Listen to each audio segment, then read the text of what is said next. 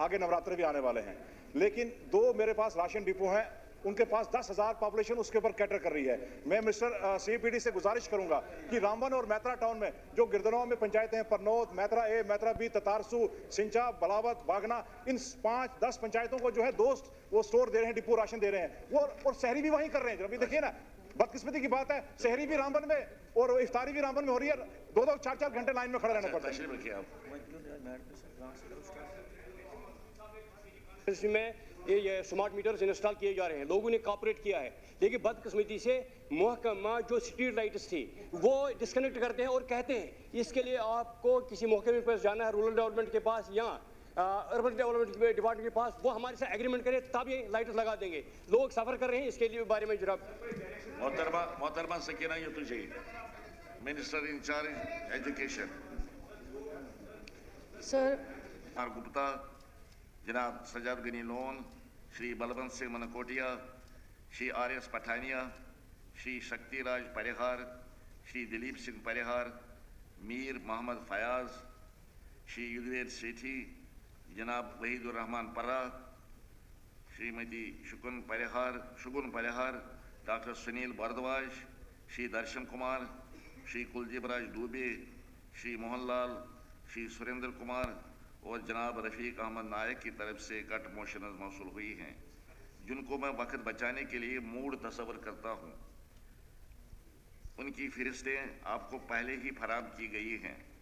मुतालबात ज़ार number 7, 17, 18 और 27 नेज़ मुतल्लिका cut मोशनस ऐवान के सामने हैं। ऑनरेबल मिनिस्टर साहबा कल बरोज़ वीरवार 12 बजे बहस का जवाब देंगी और वोटिंग 1 बजे होगी। बहस में तकरीबन हर मेंबर हिस्सा लेना चाहता है, जो कि अमली तौर पर नामुमकिन है। लिहाजा मैं पार्टी लीडर्स और विप से गुजारिश करता हूँ कि वो पार्टी की तरफ से सिर्फ 2-2 मेंबरान को सिलेक्ट करें ताकि बहस मुनासिब ढंग से चल सके। मुतालबात ज़ार नंबर 7, 17, 18 और 27 नेज़ मुतल्लिका कट मोशनस पर बैक वक्त बहस होगी। अब जनाब इसी तरह हमारा हायर एजुकेशन में जो पैसे पिछले कुछ सालों में ऐसे देखने को मिला है, पैसे तो दिए गए मगर काम नहीं हुए। हमारे सबसे पुराना 1951 का डिग्री कॉलेज है, जो इस हाउस में भी शायद वो लोग हो जिन्होंने उस डिग्री कॉलेज से पढ़ा हो। नॉर्थ कश्मीर का मुझे लगता है सबसे पहला डिग्री कॉलेज। इस डिग्री कॉलेज की हालत यह है कि कहीं तर इमारतें अनसेफ डिक्लेयर करनी चाहिए, नए सब्जेक्ट्स लाने की जरूरत है। जो इस डिग्री कॉलेज के बाद कॉलेजेस बने वो यूनिवर्सिटियां बन गई, मगर बदकिस्मती से ये डिग्री कॉलेज यूनिवर्सिटी नहीं बनी। नए सब्जेक्ट्स लाने की जरूरत है। आज की डेट में अगर हमारे कॉलेजों में स्टूडेंट्स की कमी है, वो सिर्फ इस वजह से है कि हमारे पास वो फैकल्टी नहीं है जो बच्चों को पढ़ा सके। हमारे हॉस्टलों में अगर पेशेंट्स को इलाज नहीं मिलता है, वो प्राइवेट हॉस्पिटलों की तरफ जाते हैं। हमारे पास डॉक्टर्स नहीं है। मुझे जो लगता है कि 20% डॉक्टरों की कमी है, 30% एलाइड स्टाफ की कमी है। जब तक वो कमी हम पूरा नहीं करेंगे तब तक हम लोगों को वो सहूलियात, वो बच्चों को वो तालीमी निज़ाम दे ही नहीं सकते। मुझे उम्मीद है कि हमारे इलाके में, क्योंकि नॉर्थ कश्मीर का जोग्राफिकल सेंटर है और सबसे पुरानी तहसील भी है, सबसे पुराना एडमिनिस्ट्रेटिव सेटअप भी है, इसकी तरफ एक खास तवज्जो दिया जाएगा तीनों सेक्टर्स में, चाहे वो हायर एजुकेशन हो, चाहे स्कूल एजुकेशन हो, चाहे मेडिकल एजुकेशन। क्योंकि हम इस गवर्नमेंट की तरफ जो बजट उमर साहब की गवर्नमेंट ने बजट दिया है, उसमें एक एश्योरेंस दिया है कि ये लोगों के जरिए बनाया गया बजट है, लोगों का बजट है और लोगों के लिए बजट है। और हमें इस बजट से, इन इक़दामात से बहुत उम्मीद है, हमारी आवाम को उम्मीद है। मैं इसी के साथ शुक्रिया। मीर मोहम्मद फयाज साहब। शुक्रिया। डिमांड्स और ग्रांट्स पे बोलना है। पहले मैं शुक्रिया अदा करना चाहूँगा honourable minister health and education Sakina ji का, जिन्होंने पिछले 4 महीने से अंत तक कोशिश की कि हेल्थ और एजुकेशन डिपार्टमेंट को बदहाली से निकाला जाए। जो पिछले 10 साल में इन सेक्टर्स में बदहाली हुई है उसको कैसे ठीक किया जाए। इन्होंने आते ही एक हिस्टोरिकल फैसला लिया, जो एकेडमिक सेशन मार्च सेशन पहले उसको वापस किया गया नवंबर सेशन। उससे काफ़ी राहत मिली स्टूडेंट्स को भी और उनके पेरेंट्स को भी। वो एक दरीना मांग थी, इनफैक्ट वो हमारे मैनिफेस्टो में भी थी, और वो आते ही इन्होंने वो डिमांड पूरी की। बजट में हेल्थ डिपार्टमेंट के हवाले से इम्पॉर्टेंट अनाउंसमेंट्स की गई, जैसे कि नेक्स्ट 3 साल में MRIs, पेट स्कैन सर्विसेज और सारे गवर्नमेंट मेडिकल कॉलेजेस में वागुजार की जाएंगी। CT स्कैन सर्विसेज सारे डिस्ट्रिक्ट हॉस्पिटल्स में शुरू की जाएंगी।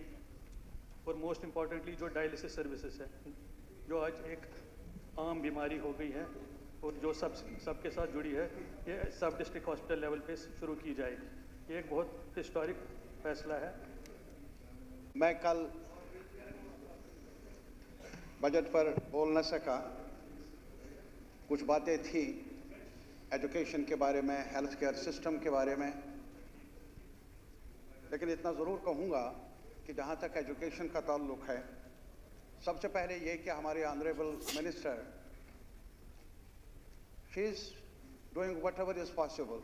4-5 महीने ही हो गए, लेकिन मैं कुछ और मसाइल की तरफ तवज्जो दिलाना चाहूँगा पूरे हाउस का। वो ये कि कल एजुकेशन के बारे में ये जिक्र आया था कि न्यू एजुकेशन पॉलिसी को जम्मू कश्मीर में सरगर्मी से जारी रखा जाएगा, मजबूत किया जाएगा। I have my different views on that subject. वो ये कि मैं जब यहाँ की हिस्ट्री पर जा रहा हूँ सर, क्या जब आप देख लेंगे क्या जम्मू कश्मीर की हिस्ट्री सून आफ्टर इंडिपेंडेंस, जब शेख साहब थे, तब आप नया कश्मीर का मैनिफेस्टो देख लीजिए, वहाँ एजुकेशन और हेल्थ के बारे में क्या तज़किरा है। एजुकेशन के बारे में यूनिवर्सल एजुकेशन का वादा किया गया था तब, जब अभी जिक्र भी नहीं था पूरे मुल्क में, बरसगीर में यूनिवर्सलाइजेशन का, यहाँ था। और हेल्थ केयर सिस्टम के बारे में भी हर डोर स्टेप पर गरीब से गरीब बीमार के लिए कुछ रास्ता ढूंढा जाएगा। आज एजुकेशन बहरहाल यहाँ जम्मू यूनिवर्सिटी में आप जाइए, हाल क्या बनाया नई एजुकेशन पॉलिसी ने। अरे सर, आज भी यहाँ सब कमेटी मुकर्रर कर लीजिए, हम वहाँ जाए, सेंट्रल यूनिवर्सिटी ऑफ कश्मीर जाए, क्या हाल है वहाँ के एकेडमिशियन से पूछ लीजिए। अरे नहीं यारा, जम्मू मेरा है, कश्मीर मेरा है, आपका है, उसको संभालना है। मैं इसको सियासी नुक्ते निगाह से नहीं देख रहा हूँ। मेरे भाई, अगर मुझसे कुछ गलती हुई हो माफ़ कर लेंगे आप, लेकिन मैं ब्रॉडर कंसर्न इस हाउस के सामने रखने की कोशिश करता हूँ।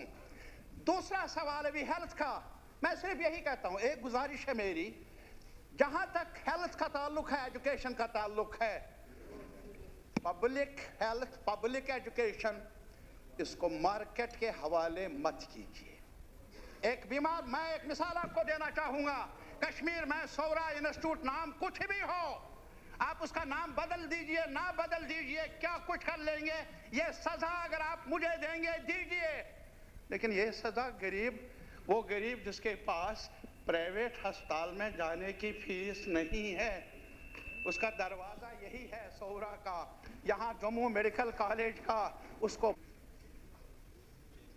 है यहाँ पर। बोलिए।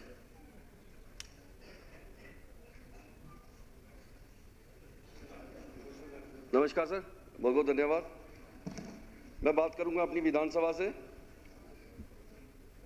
जो हाई सेकेंडरी स्कूल मेरा जीडी में है, बहुत देर से उसकी हालत खस्ता है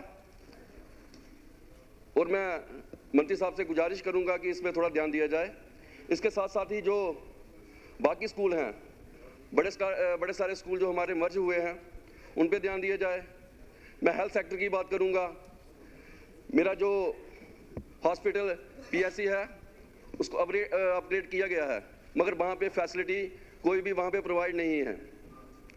इसी के साथ मेरा जो दूसरा हॉस्पिटल है, वो रिंग रोड के किनारे है, मंडाल फ्लाई में। आए दिन वहाँ पे एक्सीडेंट होते हैं, बहुत सारी मुश्किलातों का सामना करना पड़ता है। और वहाँ पे जब रात को एक्सीडेंट होता है तो बड़ी सारी दिक्कतों का सामना करना पड़ता है और वहाँ से पेशेंट को शिफ्ट करना पड़ता है। वहाँ पे तो एक तो ना तो वहाँ पे एम्बुलेंस है, इस चीज़ पे भी ध्यान दिया जाए। इसी के साथ साथ जब पेशेंट को वहाँ से शिफ्ट किया जाता है, एरिया बड़ा दूर है, उसको भी मद्देनजर रखा जाए। इसी के साथ साथ मैं बात करूँगा जो मेरी विधानसभा में जितने भी प्राइमरी हेल्थ सेंटर हैं उनकी हालत बहुत खस्ता है। इसी के साथ साथ मैं याद दिलाना चाहूँगा कि मेरी जो विधानसभा में एक बहुत ही पुराना जो पीएससी कर्नाटक में है उसकी हालत इतनी जर्जर हो गई है, वहाँ पे तो पेशेंट रखना क्या देखने के लायक भी नहीं रही है, उस पर ध्यान दिया जाए।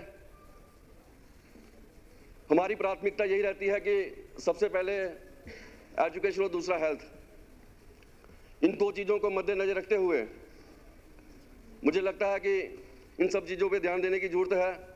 वहाँ पे स्टाफ की भी बहुत कमी है और जो हमारा जो स्टाफ है, जितने भी हमारे सेंटर हैं, मेरी जो विधानसभा है 32 पंचायतें हैं, उसकी 2 म्युनिसिपल वार्डें हैं, 1 म्युनिसिपल कमेटी है।